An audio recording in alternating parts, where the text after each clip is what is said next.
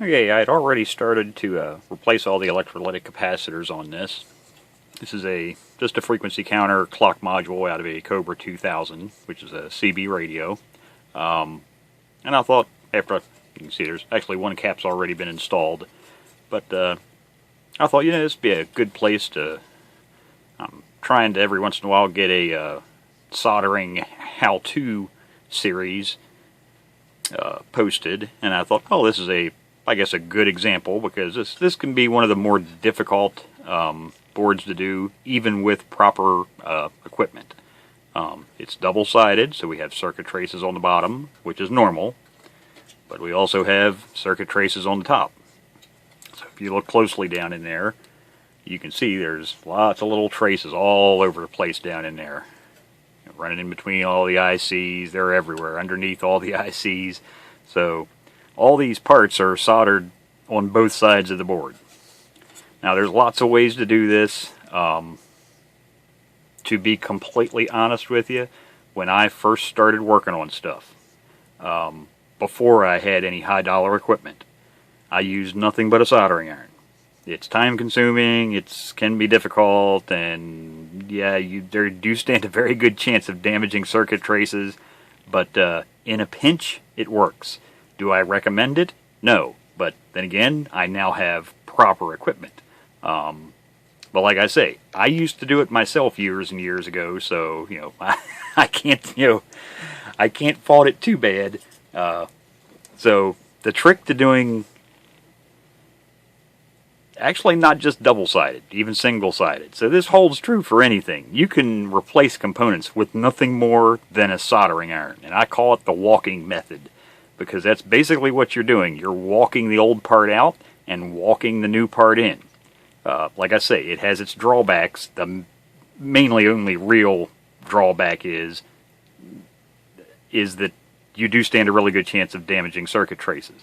There is the other drawback. It is time consuming, but if you're working on your own stuff, who cares? It's your own time. You're just probably doing it for the enjoyment of being able to work on your own stuff. But the walking method, basically what you're going to do is heat up the solder, pick a capacitor, whatever component you're going to do. Now, it's not going to work for ICs. It only works on, you can do it on transistors, maybe components with 3 legs. I've done that before, but this is mainly for, just regular radial 2-legged components. So let's pick this capacitor right here.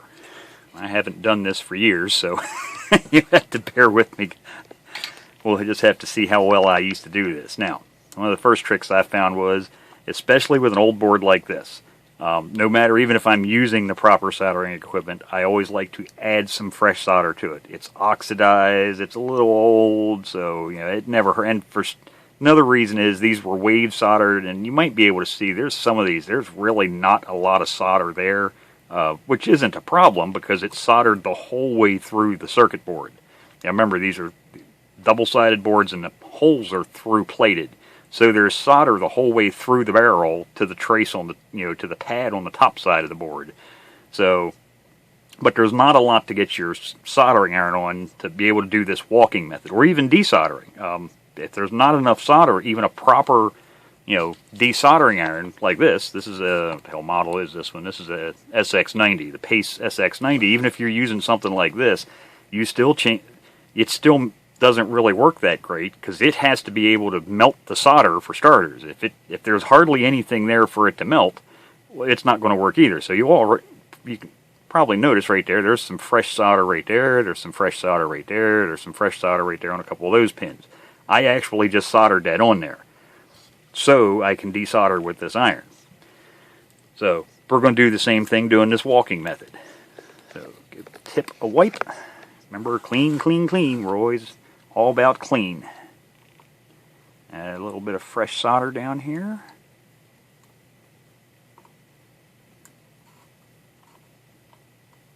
We have a nice little ball there.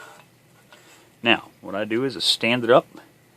It's kind of a balancing act. You can stick your finger on one side, and what you're going to do is heat up the solder on one terminal, kind of walk it over this way, heat up the other terminal, walk it, and you're going to walk it up, up and out of the board. Now, on regular single-sided components, that's not too bad. as soon as you break the bottom layer of the board, the part will fall out. These you have to get the whole way up through, because remember the traces go the whole way through the circuit board up to the top. But I just touch the solder, wait for the melt. I don't know if you can hear that squeak. That's the component pulling up through. You can see how it's crooked there. Okay, so it's coming out. Matter of fact, I think that lead actually pulled out the whole way.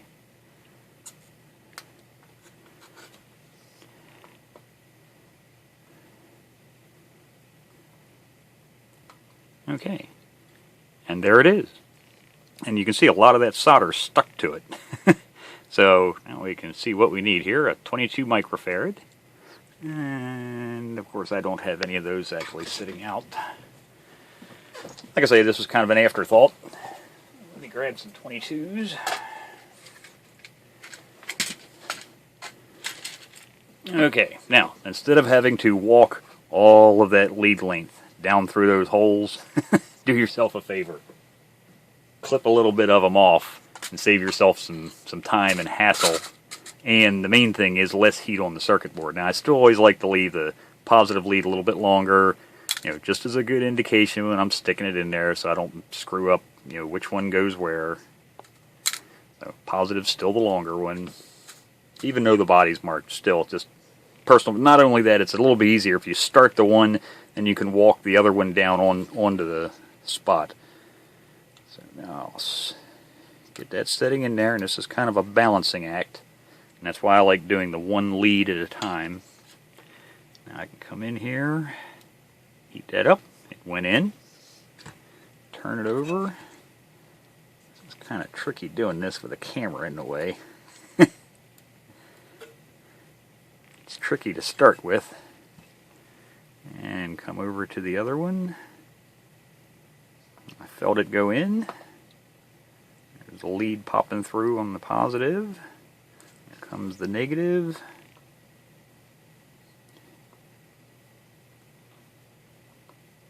Okay, and it's seated. We look on the other side, the capacitor's in there now. So, now I actually had a little blob of solder kind of walked over there. So, assuming, if you're doing this method, you don't have a desoldering iron, so we can assume you do at least have some desolder wick. So I want to take that blob off right there. Start with fresh. So I'll suck that little blob off of there. Give the iron a wipe.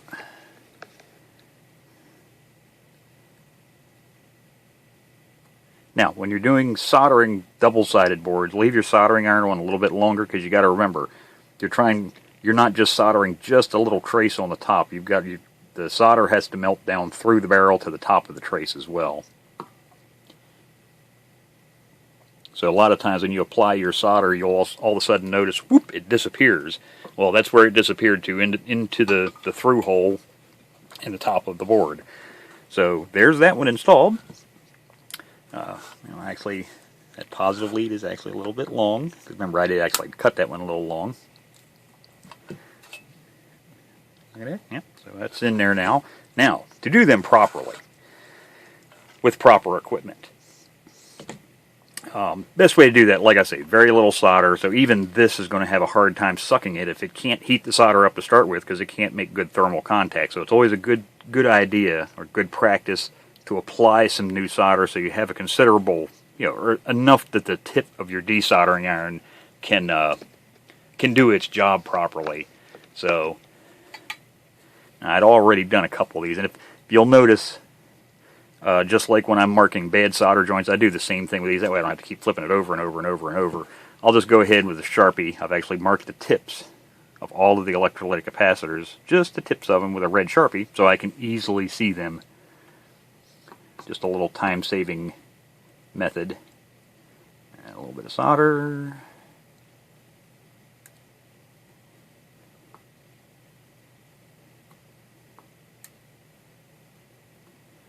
And let's see, we should have pretty much all of them done. I had this one up here. Right here at the front corner.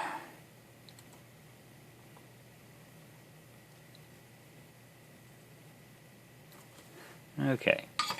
Now, using the proper tools, again, never hurts to give the tip a wipe.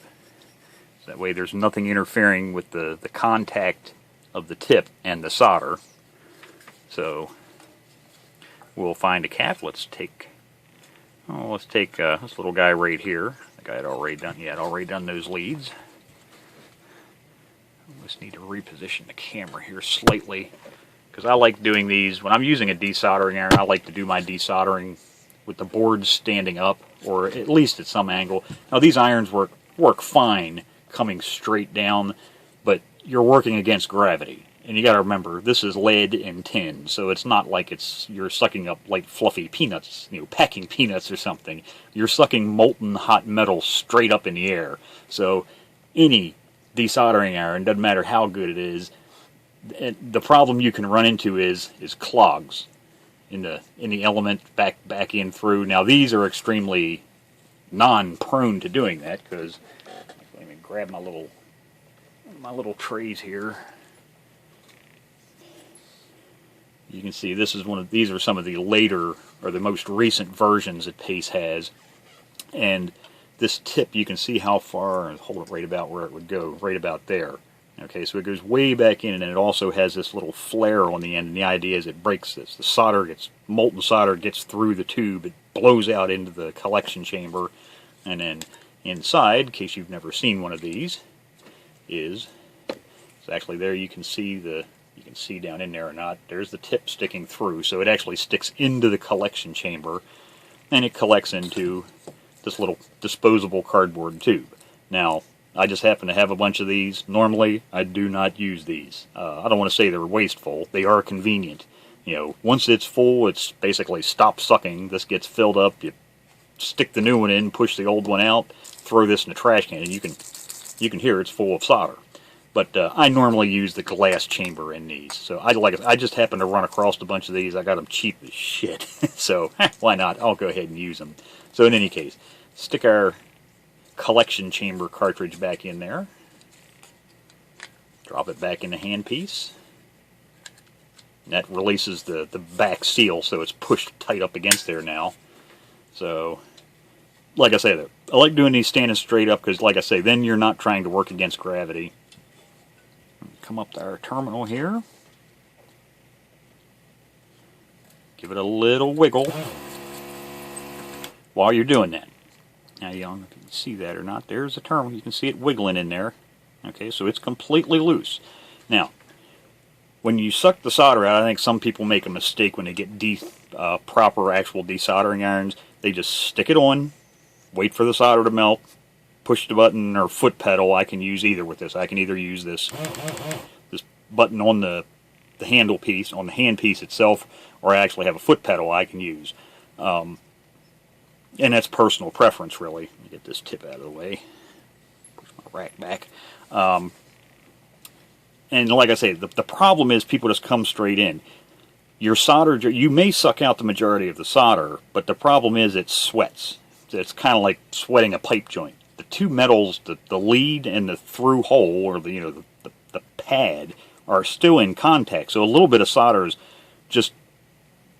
is going to get stuck together. So if this is the lead, this is the pad, there's always going to be a little bit of solder in there. So by wiggling it while you're sucking it out, when you do that, the solder under high velocity is sucked out, and then it also draws cool air from the top side of the board through that hole that helps to cool the lead down and the through plated hole. It cools all those surfaces down to below the solder's melting point, but you're still moving the lead. So that way it never sweats in place. And it's, as you can see, right there's the little lead wiggling around because it's completely loose. So we come into the next one here.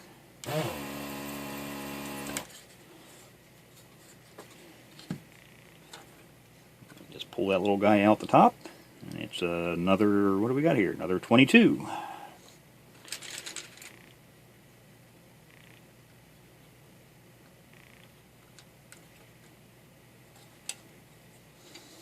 Now, I always like to clinch my leads over. Now, I don't clinch. The true clinch would be basically folded over 90 degrees down to the board, but just so parts aren't falling, because I do all of my components first, all my electrolytic capacitors, and then solder them all at one time.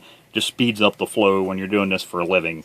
But another thing, because I've actually seen capacitors, brand new capacitors, someone else installed with the leads, partially ripped out of the body. I think the problem is when they do the same thing I do. They'll replace all of them, then they come back and solder them all in.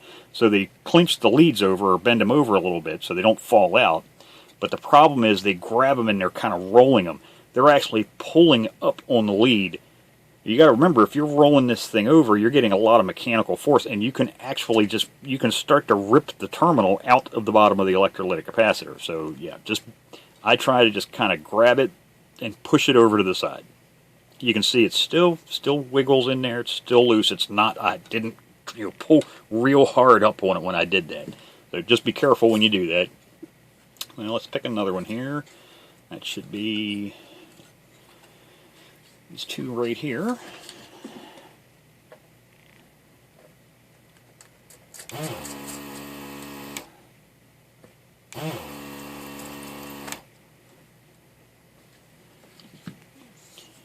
Come back over. Another 22. There are several of those in here.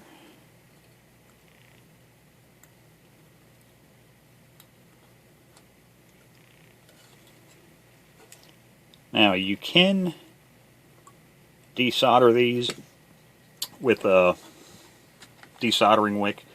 Honestly, the little sucker ball styles, they might work okay for single-sided boards, but double-sided through-plated holes, yeah, you probably just better hang it up. You're either going to need to use a proper desoldering iron or solder wick. And even this, you'll end up with that sweat problem, which is one advantage of using these. If you do the jiggle technique while the cool air is being sucked through, it cools everything down to below the solder's melting point.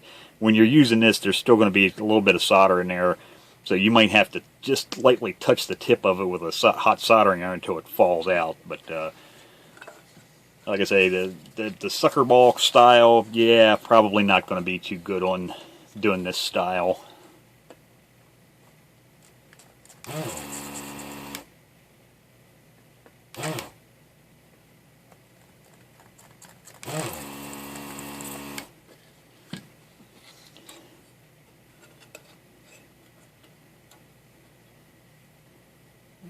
And another 22.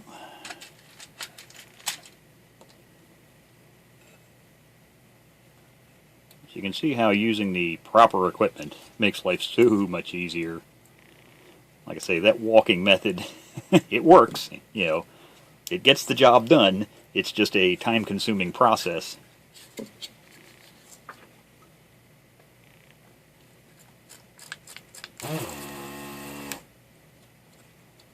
Yeah, actually, I don't. Oh, nope, that one came loose.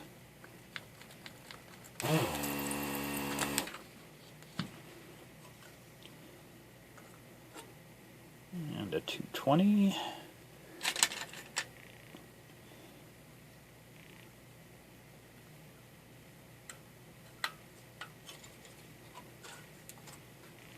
And when I do this, I'm trying to hold the capacitor flat against the circuit board on that side, so it's not cockeyed. Like I say, I'm just bending them over just enough that the parts can't fall out. Basically, the whole idea there.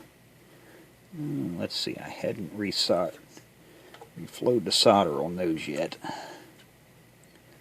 So what do we got here?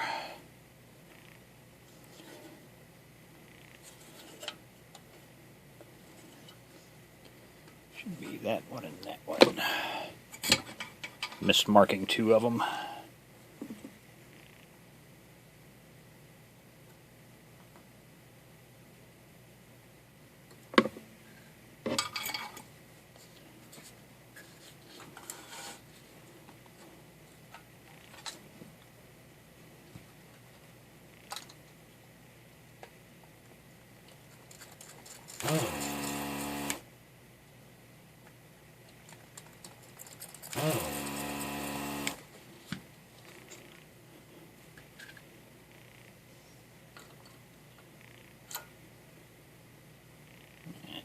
One microfarad.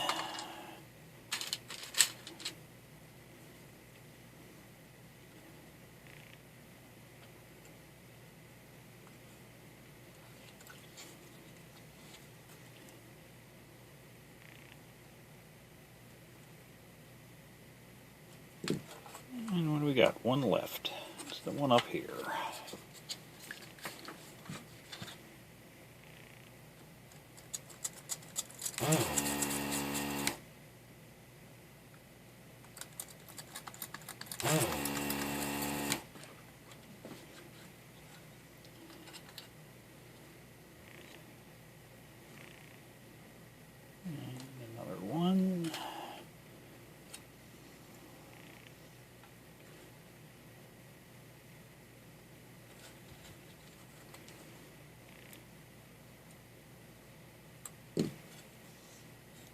And that's all the caps. Oh, nope, I missed one right there.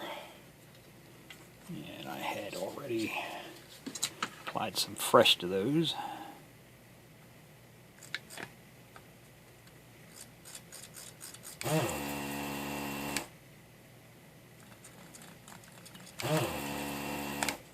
You see there's actually a little solder ball. Some of my solder rolled down, so I'm going to suck that little guy off of there.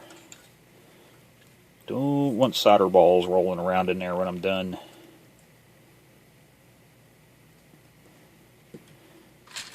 .7.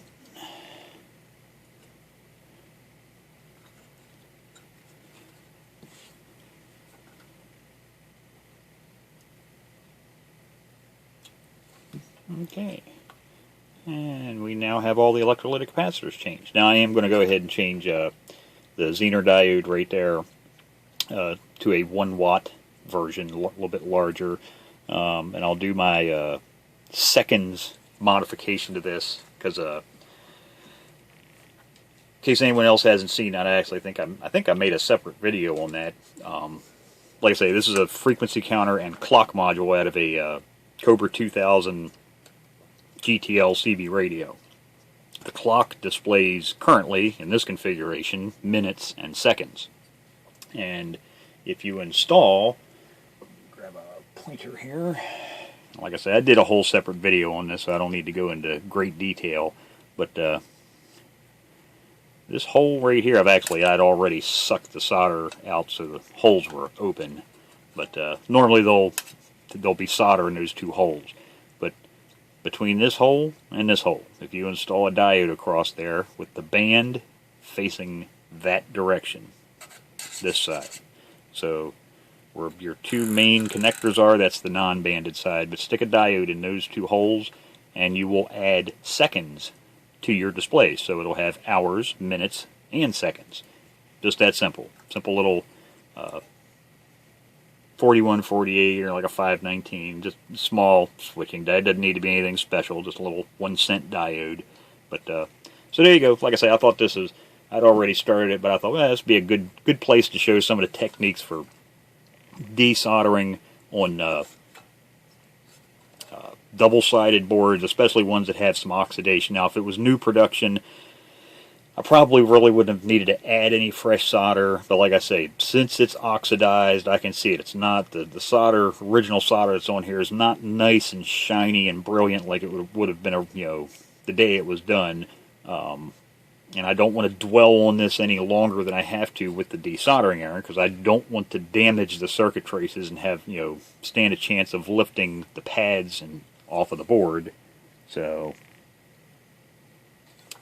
there we go.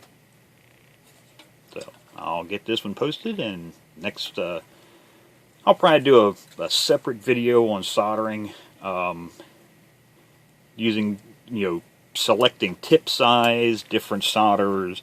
I actually should really go into descriptions of different types of fluxes, because there's lots of different fluxes and solder compositions. Like I say, that'll be a whole separate video,